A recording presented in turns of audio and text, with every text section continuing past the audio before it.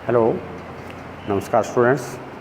आज अपने पूर्व में पढ़े थे विद्युत के प्रभाव, है ना। तो विद्युत के प्रभाव में कौन कौन से प्रभाव थे, उसमें प्रभाव, है ना, प्रकाशीय प्रभाव, रासायनिक प्रभाव, है ना, किरणीय प्रभाव, है ना। तो इनमें से उनका उदाहरण के हिसाब से अपने पढ़े थे। आज अपने चर्चा करेंगे विद्युत का रासायनिक प्रभाव, है ना। तो विद्युत का रासायनिक प्रभाव क्या है, ठीक है।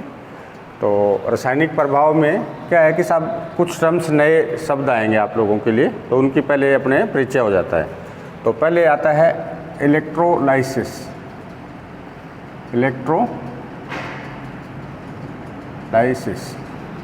ठीक है। और हिंदी में इसको कहते हैं विद्युत अपघटन। फिर आता है इलेक्ट्रोलाइट,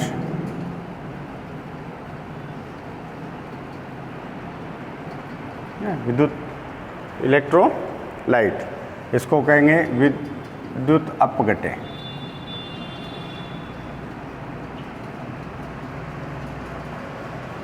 ठीक है। तीसरा आता है इलेक्ट्रोड,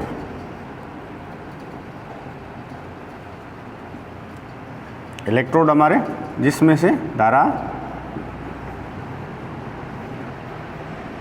दरों में धारा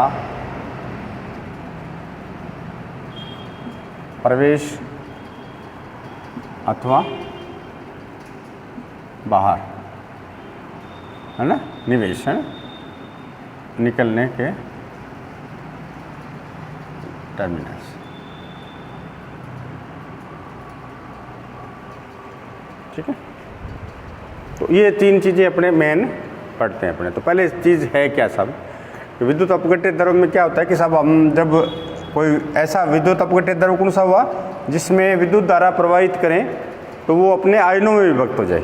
विद्युत अपघट्य द्रव किसको बोलेंगे कि साहब ऐसा विलयन या ऐसा घोल जिसमें से विद्युत धारा प्रवाहित करते हैं तो वो अपने आयनों में विभक्त हो जाता है ना।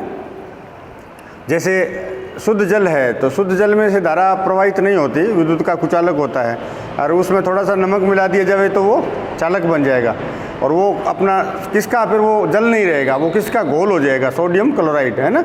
तो इस तरह से सोडियम क्लोराइड अपना वो आयनों में विभक्त हो, जैसे धारा देंगे तो सोडियम और क्लोराइड अपने आयन्स में वो परिवर्तित हो जाता है। एक धनात्मक होता है और दूसरा ऋणात्मक होता है।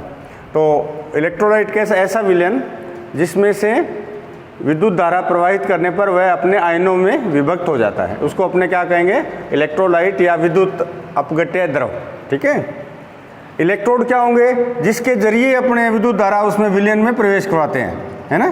तो मान लो आपने इसमें विलयन में धारा प्रवाहित करनी है तो उसके लिए कोई रोड तो चाहिए ना, कोई इनको साधन चाहिए, तो इसको अपने इलेक्ट्रोड कहेंगे, जिनके सहायता से विलयन में धारा प्रवाहित की जाती है और उससे बाहर निकालेंगे। जैसे ये धारा दी आपने, तो एक पे एनोड और एक पे कैथोड, है ना। तो ये इलेक्ट्रोड हमारे दो तरह के हो गए हमारे पास, एक एनोड और एक कैथोड। तो एनोड कौन सा होगा, एनोड कौन सा होता है, धनात्मक। ठीक है। तो धनात्मक कौन सा, किसको एनोड को किसको बोलेंगे, एनोड इलेक्ट्रोड पॉजिटिव, है ना। एनोड किसको बोलेंगे, जिससे धारा विलयन में प्रवेश करती है, विलयन में प्रवेश करती है। ठीक है। आपने प्लस से दी, इसका मतलब मैं इधर से प्लस लगाऊंगा, देखो ये प्लस और ये माइनस, ये प्लस और ये माइनस, तो धारा प्लस से जाती है और ये देखो इससे विलयन में अंदर गई ना धारा, तो इसको अपने कहेंगे एनोड। इसी तरह से दूसरा इलेक्ट्रोड क्या कहलाता है, कैथोड, जो नेगेटिव वाला होता है। पॉजिटिव तो है ना, एनोड कहलाता है, और नेगेटिव वाला क्या कहलाएगा, कैथोड। कैथोड कौन सा हुआ, ऋणात्मक, है ना। हिंदी में क्या बोलते हैं उसको, ऋणात्मक। तो जिससे धारा विलयन से बाहर आती है, बाहर आती है। ठीक है। एनोड और कैथोड कहेंगे। इलेक्ट्रोलाइट क्या हुआ, इलेक्ट्रोड क्या हुआ, ये क्लियर हो गया आप लोगों को। इलेक्ट्रोलाइट क्या है कि ऐसा विलयन जिसमें से धारा का प्रवाह हो जाए और वो धारा प्रवाह होने से वो अपने आयनों में विभक्त हो जाए तो उसको क्या कहेंगे, इलेक्ट्रोलाइट कहेंगे। और इलेक्ट्रोड क्या कहेंगे, जिस साधन के या जिस युक्ति के द्वारा हम विलयन में धारा प्रवेश करवाते हैं या बाहर लेते हैं तो वो उनको क्या कहेंगे, इलेक्ट्रोड कहेंगे। और ये दो तरह के होते हैं, एनोड और कैथोड। और किसके बने होते हैं, अच्छे चालक के होंगे। तो अच्छा चालक क्या है हमारे पास, तांबा, ठीक है। अच्छा चालक किसका हो गया, तांबे के हो गए, तांबे के बना देंगे दोनों रोड अपने, तो इससे विलयन धारा जाएगी, उससे अपने निकल जाएगी। इलेक्ट्रोलाइट अपने अलग अलग जैसे जिसमें धारा प्रवाहित होती है, आपका सोडियम क्लोराइड भी हो सकता है, सल्फ्यूरिक अम्ल भी हो सकता है, हाइड्रोक्लोरिक अम्ल भी हो सकता है ना। तो ये आपके इस तरह से सिल्वर नाइट्रेट भी हो सकता है, अलग अलग विलयन हमारे तैयार कर सकते हैं अपने।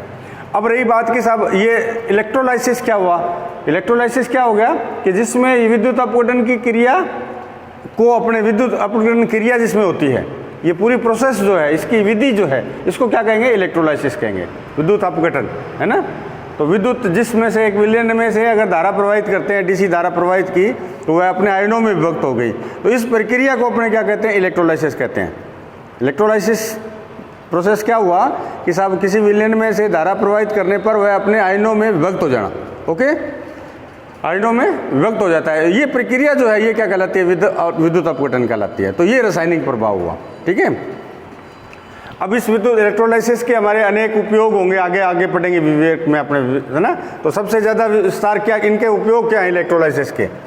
इलेक्ट्रोलाइसिस का उपयोग का मतलब अपने हमें क्या क्या इसका उपयोग कर सकते हैं अपने, तो अपने इस पाठ में आगे पढ़ेंगे। इलेक्ट्रोलाइसिस में सबसे पहले अपने उत्पन्न विद्युत वाहक बल, है ना। आपने विद्युत वाहक बल उत्पन्न करवाना है तो इलेक्ट्रोलाइसिस का उपयोग कर सकते हैं। जैसे सेल या बैटरी, किसमें होगी, सेल या बैटरी, ठीक है। और क्या साधन हो सकता है इसका, इलेक्ट्रोप्लेटिंग, इलेक्ट्रोप्लेटिंग, ठीक है। इसको हिंदी में विद्युत रंजन कहते हैं, विद्युत रंजन। आपने किसी के ऊपर परत चढ़ानी है, जैसे आपने निकल की पॉलिश करते हैं, चेयर आपकी कुर्सियों पे होती है, साइकिल के हैंडल पे होती है, मोटरसाइकिल के हैंडल पे होती है, तो पॉलिश करना, है ना। या आपने सुनार लोगों ने देखा होगा साहब, किसी चांदी के या तांबे के आभूषण पे सोने की परत चढ़ा देते हैं या तांबे की चांदी की परत चढ़ा देते हैं, तो ये इलेक्ट्रोप्लेटिंग कहलाती है। ये भी क्रिया इसके द्वारा ही होती है, ठीक है। तीसरी इलेक्ट्रोटाइपिंग, इलेक्ट्रोटाइपिंग, इसमें क्या था, आजकल तो ये कम हो गया। पहले हम जो डाई बनाते थे, जैसे आपने कोई प्रिंट के लिए डाई बनाई, कै बनाया या कै बनाया, तो कै को इस तरह से अपने बना लेते थे, उल्टा मोम का बना दे और उसको अपने उसके ऊपर इलेक्ट्रोलाइसिस प्रोसेस में अपने टांग देते हैं। उसमें क्या होगा कि साहब जिसकी ऊपर चढ़ाते हैं, जैसे इसके ऊपर हमारे पास धनात्मक पे क्या होता है, धनात्मक पे जिसकी परत चढ़ानी होती है, जिसकी परत चढ़ानी है, ठीक है, उसको अपने किस पे चढ़ाएंगे, एनोड पे, धनात्मक पे। और ऋणात्मक पे क्या लगाओगे, जिस पर परत चढ़ानी है, जिस पर परत चढ़ानी है।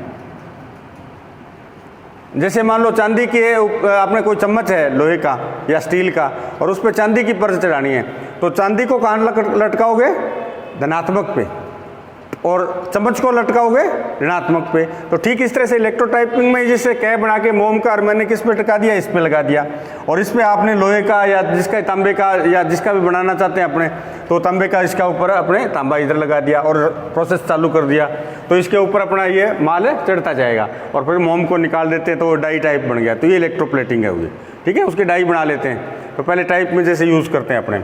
और क्या साधन है इसमें, और क्या कर सकते हैं,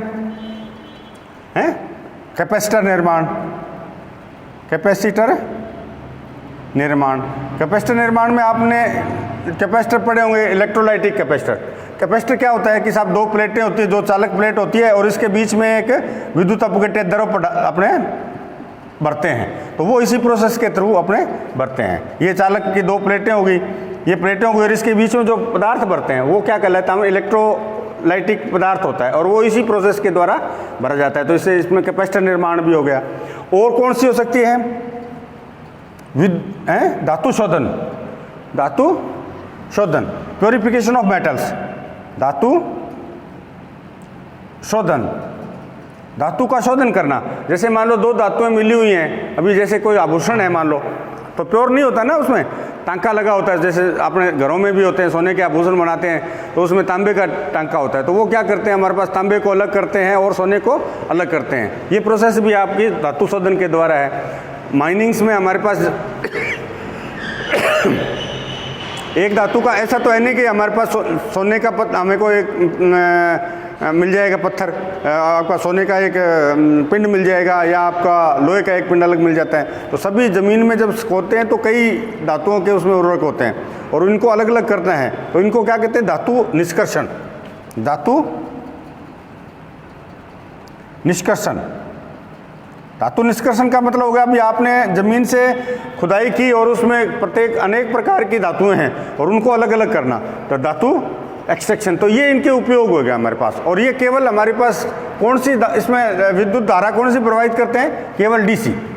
ये भी इंपॉर्टेंट प्रश्न बनता है कि साहब इलेक्ट्रोलाइसिस प्रोसेस के अंदर कौन सी सप्लाई यूज़ करते हो आप, तो आप कौन सी, केवल डीसी सप्लाई का ही उपयोग करते हैं। एसी का क्यों नहीं करते हैं? एसी का इसलिए नहीं करेंगे क्योंकि वो तो परिवर्तन होता रहेगा, कभी एनोड बनेगा कभी कैथोड बनेगा, तो मेटल चढ़ेगा ही नहीं या उतरेगा ही नहीं। ये उतरेगा पहुंचेगा इतने में ये नेगेटिव हो जाएगा, वापस आ जाएगा, ठीक है ना। तो एसी का उपयोग नहीं होता, तो इसमें केवल अपने डीसी सप्लाई का ही उपयोग होते हैं। तो ये भी काफ़ी बार पूछा गया प्रश्न है कि साहब इलेक्ट्रोलाइसिस प्रोसेस के अंदर कौन सी स्रोत का आवश्यकता होती है, एसी की, डीसी की, एसी डीसी दोनों या दोनों ही नहीं, है ना। तो इस तरह के प्रश्न अपने पास, तो ये इंपॉर्टेंट हमारा इलेक्ट्रोलाइसिस प्रोसेस के अंदर कौन सी सप्लाई का यूज़ करते हैं, डीसी सप्लाई का यूज़ होते हैं, और ये इस प्रोसेस के अंदर हम अपने पास यूज़ करते हैं। तो अब अपने इस चैप्टर में मुख्य जो हमारे पास है, मुख्य हमारे क्या है, बैटरी या सेल है। तो सेल और बैटरी क्या है, अभी अपने विद्युत का रासायनिक प्रभाव में अपने यही पढ़े रहे। तो विद्युत का रासायनिक प्रभाव में सेल और बैटरी, तो सेल और बैटरी को पढ़ेंगे तो नेक्स्ट टॉपिक में अपने सेल और बैटरी की बात करेंगे, ठीक है, ओके।